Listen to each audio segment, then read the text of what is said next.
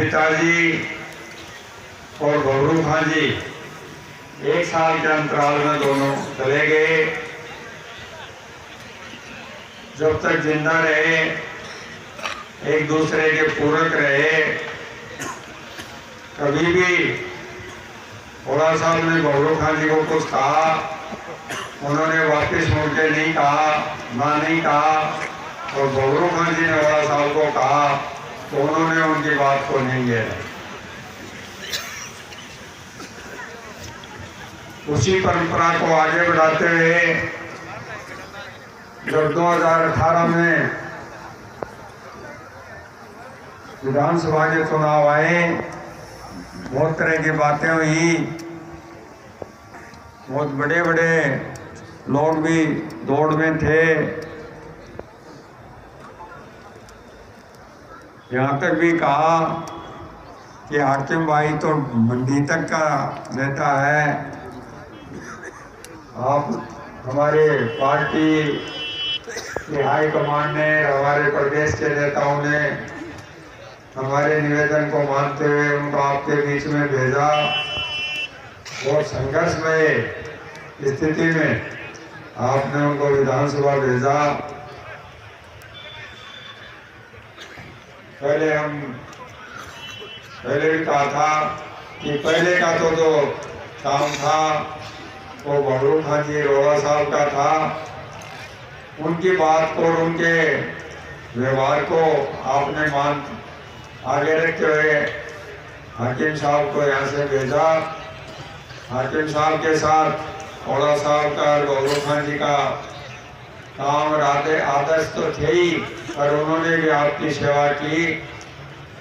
एक बार पहला चुनाव कोई भी जीतना बड़ी बात नहीं होती है, पर दोबारा रिपीट होना बड़ी बात है। वो आपके बलबूते पर वो यहाँ से रिपीट हुए। बबरू खां जी के जो काम थे उनके बलबूते पर, उनका जो व्यवहार आपके साथ रहा उसके बलबूते पर वो यहाँ से सुन के गए। दोबारा रिपीट जो उन्होंने आपकी सेवा की है, जो बबरू खां जी के और ओला साहब का जो संपर्क था आप लोगों से, उसको कायम रखते हुए वो सफल हुए। आपकी पूरे मनोयोग से सेवा करी, बहुत सारे काम भी किए। पर जैसा हमारे उद्योग शक्ति बता रहे थे, आपने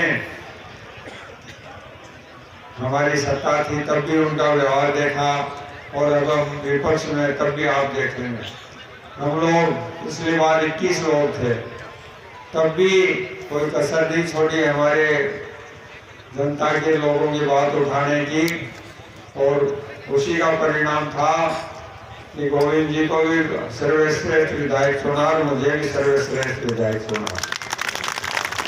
अब तो हम 72 लोग हैं, बहुत बड़ा विपक्ष है। तो आप ये नहीं समझें कि सत्ताधारी दल है जो मर्जी है इसको कर लेगा और आपकी आवाज को नहीं सुन पाएगा। हम सुख दुख में आपके साथ हैं, साथ रहेंगे, एक टीम की भावना से आपके साथ रहेंगे। मुझे बहुत, यहाँ मैं जब भी आता हूँ इस अवसर पर मेरा मन भर आता है। इतने सरल स्वभाव के व्यक्ति थे बबरू खां जी, हमारे तो परिवार के सदस्य थे। जब वो प्रथम बार दिल्ली गए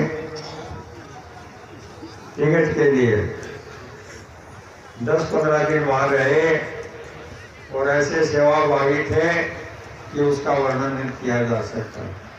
ये उनका ही करिश्मा है, उनका ही व्यवहार है कि आज जो समय गुजरता है आप लोग अधिक से अधिक उनको श्रद्धांजलि देने के लिए उपस्थित होते हैं। जब तक आप लोग रहेंगे दूसरी पीढ़ी आ जाएगी, पर बबरू खां जी का नाम इस दुनिया से मिट नहीं सकेगा।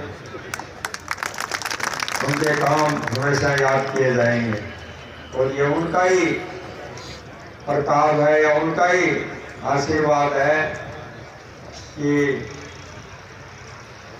हाकिम साहब आपके बीच में एमएलए के रूप में विराजमान है। मुझे याद है जब 2014 का लोकसभा चुनाव था, हमने उनको बहुत कहा कि आप अस्वस्थ हो, आप इतना मत घूमो। उन्होंने कहा कि अगर राजज्वाला नहीं आती तो मैं घर से बाहर ही नहीं निकलता उम्मीदवार के रूप में। पर अब क्योंकि ओड़ा साहब नहीं है तो मेरा दायित्व और ज़्यादा बढ़ जाता है। और अस्वस्थ होते हुए भी 1 मिनट के लिए भी उन्होंने पूरे चुनाव में अपने आप को अलग नहीं रोका, बल्कि पूरी तरह से उसमें बहुत मेहनत करी। और वही बात हमारे मन में भी थी कि आज भौरू खान जी दुनिया में नहीं है तो उनके परिवार का सदस्य विधानसभा में जाना चाहिए। और हमारी इस बात को आप लोगों ने रखा, उसके लिए भी मैं आपके प्रति बहुत आभारी हूँ। और जब तक इस दुनिया में हैं भौरू खान जी को हम भूल नहीं सकते। भौरू खान जी जैसा और इंसान होना बहुत बिरला होता है। तो मैं मेरी तरफ से और आपकी तरफ से बहुत बहुत भौरू खान जी को श्रद्धांजलि अर्पित करता हूँ और आप सबका बहुत आभार प्रकट करता हूँ कि आपने दोबारा हाकिम साहब को विधानसभा में भेजा और सच्ची श्रद्धांजलि आदरणीय भौरू खान जी को दी। उसके लिए आपका बहुत बहुत आभारी हूँ। हम सब मिलके आप जो हमसे आपकी सेवा बन सकेगी वो करने में पूरी तरह तत्पर रहेंगे। एक अच्छे जनसेवक के रूप में आपके साथ हैं, साथ रहेंगे। बहुत बहुत शुक्रिया, मेहरबानी। धन्यवाद हमारे विजेंद्र जी साहब। आपने कहा कि भौरू खा जाने के बाद